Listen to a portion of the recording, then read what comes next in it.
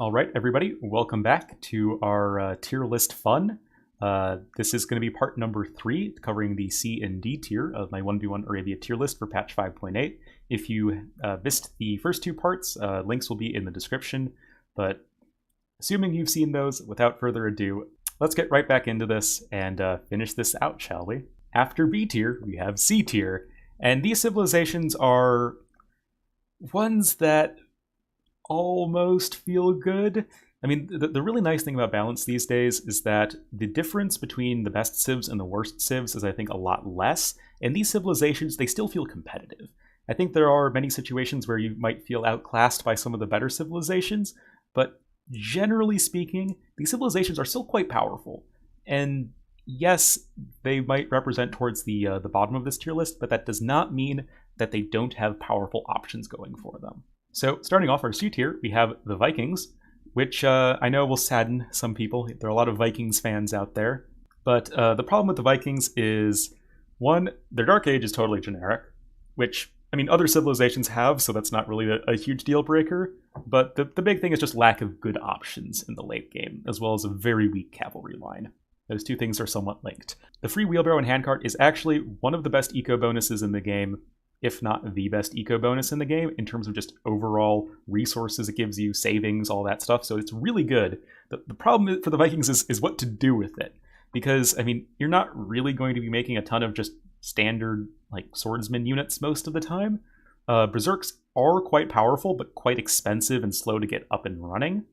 And then, you know, you do have the fully upgraded arbalests, you do have the fully upgraded siege rams, which is why historically, they've been a good civilization for pushing with, you know, arbalests plus siege rams. But it's just in this day and age, with all of these new civilizations and this, I would say the base power level for a 1v1 Arabia civilization being so much higher than an Age of Conquerors, I think it's just doesn't feel as powerful, I think, in a lot of situations. Especially because their knight line is, I mean, you're competing with the Malay for the worst knights in the game. Probably still better than the Malay, but yeah, you're probably not going to be too impressed with your cavalry options for this civ. At 22, we have the Teutons, which, despite being at 22, I still think the civilization's somewhat underrated. I think they do have a lot of good options at their disposal. The 33% cheaper farms does save you a ton of wood over the course of the game, assuming it's more than a 20-minute game. But it's one of those eco bonuses that kind of takes a long while to start becoming really impactful. And at that point, your eco bonus, like any eco bonus, is just that much less relevant because you have more of your economy already established. And then on top of that, you have knights that don't have husbandry. Yes, they're conversion resistant, but that still means your knights are probably a bit worse against archers or at raiding. And then on top of that, you don't have very good skirmishers. You don't have light cavalry as an option in the late game. You do have fully upgraded halberdiers, which are nice. Yeah, you're kind of a little bit reliant on siege plus halberdiers plus maybe monks, maybe some Deus Vult Teutonic knights. But yeah, they're obviously just such a slow civilization, which as a concept lends itself more towards closed maps, where the lack of mobility of this civilization is less of an issue because you don't have to walk as far to get to the opponent. But on Arabia, you can really be picked apart by a lot of the fast civilizations with, you know, tons of cavalry units or eagle warriors running around everywhere. So yeah, that's why I'd put the civilization at 22. At 23, we have the Spanish civilization, which, like, it feels weird to put them so low, but again, that's just a testament to how many good civilizations for 1v1 Arabia there are out there. And yeah, it's Spanish. They are, despite having the second or third largest tech tree in the game, they feel very predictable, which is obviously somewhat ironic. You're just so likely to see them go for either like a drush into castle into conquistadors, or, you know, it's like a men-at-arm plus tower rush into castle and conquistadors. See a theme here. Or, you know, very rarely like scouts into knights. But yeah, that's, you know, obviously that's fairly predictable, and their scouts into knights is pretty generic without being helped by any real powerful eco bonus. Yes, the faster working builders are nice, but it's not really in the same league as a lot of the other eco bonuses, like, say, Teutons or Vikings, like the two civilizations above them. And then you have Conquistadors, one of the best unique units in the Castle Age, but they do kind of fall off in value in the Imperial Age, especially when compared to like the Arambai, their sort of natural comparison. Beyond that, you have the only civilization in the game with a fully fleshed out tech tree for trash. So fully upgraded elite skirmishers, hussars, and halberdiers. And then you do have paladins available to you, and you have a lot of options in the late game, which is really nice. But you don't have crossbowmen, which is why the civilization feels so predictable, especially in the the early game, where you don't want to be making archers, man, because yeah, you can't get crossbowmen. Only civilization in the game without crossbowmen. Yeah, that's kind of, I think, what's really holding the civilization back, that compared with their lack of real powerful eco bonus. But that's not to say that this civilization has nothing going for it, as conquistadors can definitely tear apart an opponent, especially one that doesn't have a good archer line or something. Following the trend with solid civilizations, that it saddens me to have to put them so low. We have the Persians, civilization I know I really enjoy playing. It's sad to say, but it feels like the Persians are somewhat outclassed by, say, the Indians, Berbers especially. Persians do have a very powerful start with their extra wood and food, meaning that you're probably not going to have a ton of TC idle time or anything like that. And the extra work rate in the feudal through imperial age means that you have a truly powerful boom. Like, do not underestimate the civilization's ability to boom. But you're definitely held back by the lack of bracer, lack of arbalest. Yes, your archers and crossbows are serviceable in the mid-game. Definitely fall off very quickly in the imperial age. And then your cavalry, again, it's very good. But it's just like the Berbers do like that whole thing better, because it's really hard to get paladins up and running in 1v1 because it's just so expensive. And then you have, like, if you're wanting to do camels, the Indians kind of do that better. And yeah, you're just kind of left with like a solid boom and good cavalry. But yeah, it's just like other civs can kind of just do all that better in a lot of situations. It's not like a unilateral blanket statement, and Persians are definitely like a totally fine civilization. At 25, we have the Qamar, which were the recipient of a buff in the last patch, where they now have Arbalest and not Thumb Ring. But you do have Arbalest, and that does help, especially for a civilization that felt very weak in the late Castle, early Imperial Age, or really just like the entire Castle Age and early Imperial Age, where you don't really have much of an eco bonus going for you. Yes, you can skip on the barracks in the Dark Age, but that means, oh boy, I hope your opponent isn't going for scouts, because then you can't make any spearmen. And then, usually clicking up to the Castle Age, you probably want to have 2 of archery range, stable, blacksmith, market. Like, usually you want to get all that stuff anyway, so you're usually not benefiting from it there. And then in the Imperial Age, yes, there are situations where you don't have 2 of siege, workshop, university, monastery, or a castle, but that's not super common. You have a unique unit, which is... And then you have the very expensive battle elephants, again, the very expensive scorpions. And yes, the civilization is terrifying in a post-imp situation with gold, but we're talking 1v1 Arabia here. You don't have a sort of inevitability, trade, gold income. So it's just really hard to sort of maintain that kind of production, especially with all of the expensive upgrades involved in getting those units to that deadly power level. Also, even in the super late game, your halberdiers are somewhat lacking, missing, I think, squires and plate mail armor. Your skirmishers are missing thumb ring, and you don't even have hussar, so it's not even like their trash line is super good to compensate for it. But you still at least now have Arbalest, and Arbalest plus Battle Elephant is a really scary unit composition, and I do feel like they have enough options at this point to put them into the C tier range, whereas in the last tier list I put them, I believe, at the dead last 31. So, progress! So, rounding out our C tier, we have the Chinese, another civilization that feels quite sad to rate so low, but again, we're in a day and age where the power level of a civilization is just on a base level so much higher than it was in AOC. And on top of that, the Chinese, with their kind of wonky start, means that you may end up being a little bit ahead in the long run, but where you are very weak is if you get lamed, because you just have that much less food to work with in the early game. Kind of like the Malay, but it's like even more extreme, where it's like if you lose a board, you are very sad as the Chinese. You're almost always going to be clicking up to the feudal age a little bit later, but with a couple more villagers. But that can, again, sort of really hamper you in terms of early game aggression. If you get past the early, dark to early feudal age hump, you are looking pretty good with the cheaper technology sort of helping you out a reasonable amount across the game. And then, fully upgraded arbalests and really solid archery range you can work with, or you can work with their totally serviceable cavalry line. Even infantry, they have everything fully upgraded, if not having any particular edge. And then, of course, The mainstay of the Chinese late game is going to be their very powerful Chukonu, which can be really, really hard to stop with many civilizations, but it's quite slow to get up and running. It's no guarantee that you'll get there, even if the Chinese are a more defensively oriented civilization. It's just those sorts of civilizations aren't well suited to Arabia compared to the faster, more aggressive civilizations.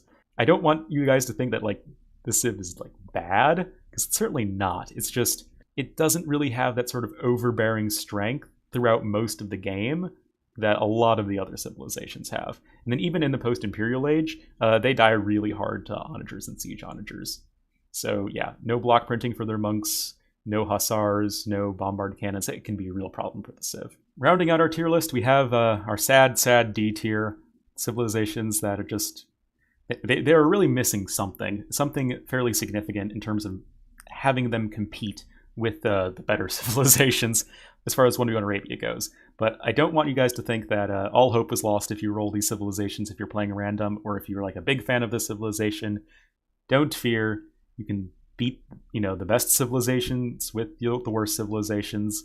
It comes down to map. It comes down to player skill. I think most situations more than civ choice, especially at lower ranks. So starting off our D tier, we have the Portuguese, which are very generic feeling, to be honest. You have the all units cost 15% less gold, which is nice, but it's not, an overwhelmingly fantastic bonus, especially compared to like a lot of the other civilizations' bonuses. All the other bonuses, essentially, except for Arquebus in the Imperial Age, maybe, are useless. Never want to build Praetorias, like almost never, unless you're playing like Team Islands or something. But that's not this tier list. And then the ship bonus doesn't matter. Caravels don't matter. Carrack doesn't matter. Free Cardo doesn't matter, because it's this is a 1v1 Arabia tier list. So yeah, it's just very generic feeling. Yes, they have a great wide open tech tree, but you're still missing stuff like Paladin, Hussar, even Squires for your infantry. But you do have fully upgraded arbalests. You do have very good gunpowder. The organ gun can be a quite terrifying unit in mass if you can get up to them, but it's obviously not quite too easy to get to them. And yeah, their lack of sort of bonus, they just lack enough bonuses, I think, that are applicable for 1v1 Arabia to really put them any higher than D tier, but I still put them at the top of D tier just because the gold discount is nice and you do have that nice broad open tech tree. At number 28, we have a civilization that does not have a nice broad open tech tree in the Goths, where, contrary to the Portuguese, who are much more focused on, late game, broad open tech tree, all that sort of stuff, Goths are about infantry, and they're about spamming a lot of it. The problem is infantry is not very good in the feudal age and castle age, unless it's the Huscarl, or maybe the pikemen in some situations, but yeah. The Goths, their problems are not anything new if you are an experienced Age of Empires player, and they don't have an eco bonus really to speak of. That boar bonus is not a whole lot. That's fantastic. And not having any eco bonus, not having really any defenses, no stone walls, no guard towers or anything like that, terrible monks, mediocre archers, all of these things are just a really big problem for the civilization. With that said, because of the Huscarl being such a powerful unit in certain situations, it does lead to them actually having fairly good matchups against certain archer civilizations like Britons, Ethiopians, especially Mayans, which are all civilizations that are way higher on the tier list. So, you kind of have that interesting dynamic, but it's just a lack of flexibility with the civilization and lack of powerful options other than infantry, which are just, I think, the key problem, even if your infantry flood is very good in the early to mid-imperial age. Although I do want to actually end on a quick, nice note. Their knight line and cavalry line in general it's not like amazing, but it's totally serviceable. You can go for knights with bloodlines in the castle age, you have cavaliers, you have hussars, but you are just missing that last armor upgrade. But overall, not the greatest civilization for 1v1 Arabia. At 29, we have the Saracens, the actual IRL Arabia civilization, which is not good on Arabia, ironically. Saracens, and they just don't have much of an eco bonus or military bonus that's good. So the market bonus, it's nice. It's like something that's nice to have in certain situations, especially in like a long grindy game, but it's not really impactful in the Dark Age, obviously. Most of the Feudal Age and Castle Age, it's usually not that great. Even into the early Imperial Age, there are a lot better bonuses. And then on top of that, you don't have Cavalier as an option. You do have knights critically, which say the Indians do not, so at least you do have that going for you. But the Indians, obviously, like, their eco bonus is way better than the Saracens. Mamelukes are just so expensive. Even if it is the cheapest elite upgrade in the game, just on a per unit level, it's just so expensive to get up and running. And when you're a civilization that focuses on camels, you are generally going to be a little bit sadder against like really good infantry or really good archer civilizations. And Saracens, yes, they do have fully upgraded arbalests, they have gunpowder, good siege, they have good cav archers even, but none of these units just really feel overwhelming enough. And it's just that lack of, you know, real eco bonus combined with lack of real military bonus and units that are just so expensive to get up and running really just don't sort of combine to make a very good 1v1 Arabia civilization. Although you're never going to be like totally out of options most of the time. You're just going to be behind in executing them. So at number 30, our penultimate civilization is the Turks. And yeah, they like gold and they like stone. And those are resources that are of very finite supply on 1v1 Arabia. I do think this civilization is actually somewhat underrated as far as team games go, where you do have that inevitability trade factor. But in 1v1 Arabia, even ignoring the post-Imperial Age where the map just runs out of gold and you only have relics and selling resources to rely on, if you're in a situation, which is not uncommon in 1v1 Arabia, where you have your gold denied by something, usually a forward, like towers or castles or something. And yeah, you're really sad if you're the Turks in that situation. All you have to go with are your hussars, and yeah. Technically, their skirmishers are better than Celt and Frank skirmishers, but that's not exactly you know, something to celebrate over, I think. Where the civilization is, you know, redeemed, on the other hand, though, is that their cavalry line is excellent. You're just missing the paladin upgrade, and then you have great cav archers. Your gunpowder is obviously like the best in the game, but all of that stuff, it requires a lot of gold. And if you don't have a lot of it, yeah, that's a problem. Like, depending on the situation and stage of the game, like, Turks can feel like an A-tier civ, or they can feel like the worst civ in the game. And I think that the lack of gold situation is frequent enough for 1v1 Arabia that I would put them closer to the worst civilization in the game. Mostly just because there are better civs out there that are more consistent, which is just obviously the civilization's downfall. So, rounding out our tier list, in dead last is the Koreans, which saddens me as someone who academically studies Korean history, but yeah, they're just not that great. Okay, like, total disclaimer, I know on the last video I also put Koreans, I think, like, second to last or something, and they ended up being, like, so insanely overpowered they needed a nerf. Okay, I was wrong on that, but in my defense, nobody knew that Koreans were OP at that point. That's why I was saying that in the beginning of the first video, that the meta development is as important, if not more important, than the actual balance changes. This one is actually where the balance changes matter, because with towers being nerfed now, costing 25 more wood, that's literally double the wood cost, and Koreans no longer building towers more than 5% faster, woo! They just kind of really pale in comparison to other civilizations. Again, you probably want to go for a tower rush, because it's still pretty good, but you're lacking good cavalry options, you're lacking real relevant eco bonuses. Yes, I know stone miners working faster is technically an eco bonus, but it doesn't help your boom. And yeah, I mean, it's just you're focused on towers, you're focused on expensive units, and it's just a matter of can you get there to the late game. Even then, your trash units, your hussars are pretty bad. Your halberdiers miss blast furnace. You do have fully upgraded skirmishers. Like, they are at least a serviceable late game civilization, but there are civilizations that are, you know, about as good in the late game, but also way better in the early game. And yeah, as Koreans, you're pretty reliant on towers to either defend yourself or to put enough pressure on your opponent to use that as, like, you know, offense is the best defense, you know, protect you while you're getting your very generic economy up and running.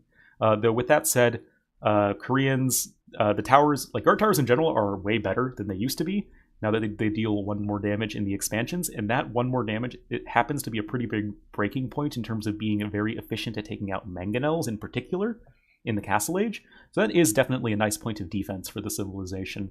But with that said, it's just not as good as the other 30 civilizations in my opinion. Still, there are things you can do with the civilization, and don't, you know, resign as soon as you roll them in 1v1.